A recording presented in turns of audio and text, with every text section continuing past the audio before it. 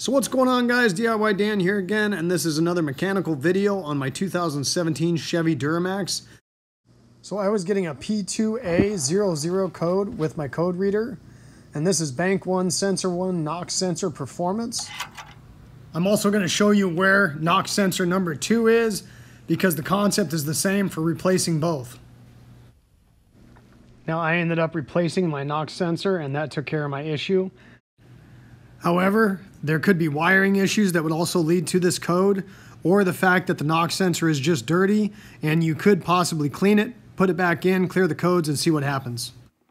Now, even though I ended up replacing mine, at the end of this video, I'm going to go over how you can try and clean it in case you're interested in going that path as well. So let's get to it.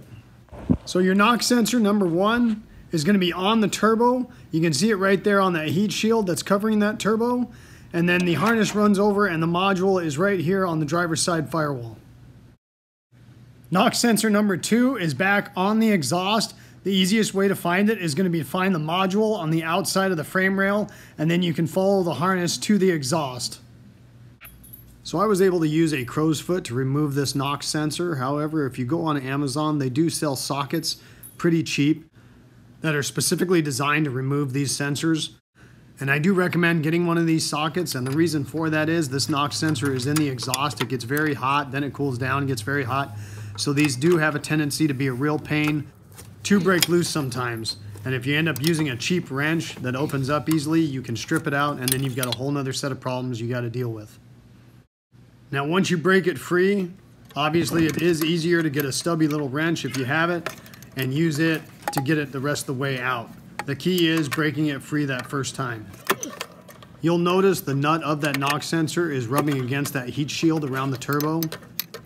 That shroud had vibrated down and is not centered where it should be anymore, so I did end up loosening those bolts and moving it back up into position. Now whether it's going to stay there or not is another story, but you might want to do that beforehand to make it easier to remove and install that sensor.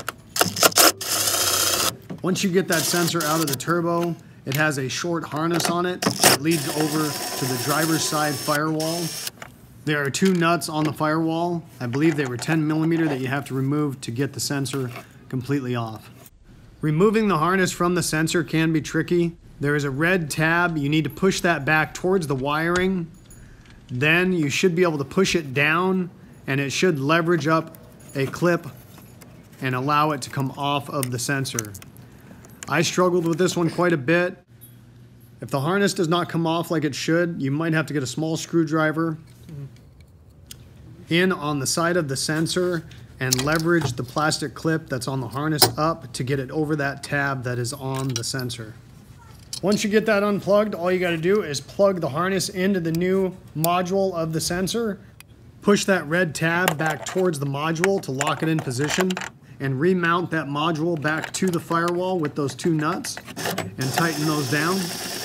Now these nuts are not very big, and the only reason I'm using an impact is because I know my impact very well, plus it has an automatic setting to stop when it starts torquing on something. If you struggled removing that knock sensor and it was hard to unthread the entire way, a drop of anti-seize on the threads of the new sensor is a good idea. Make sure you start it by hand and get it a couple threads in. Do not use a wrench to get it started if it's not going.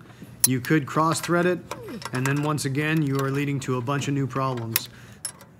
Once getting it started, I used my stubby wrench to snug it down and then grabbed my crow's foot wrench to tighten it down the rest of the way. You do want to make sure it is good and tight.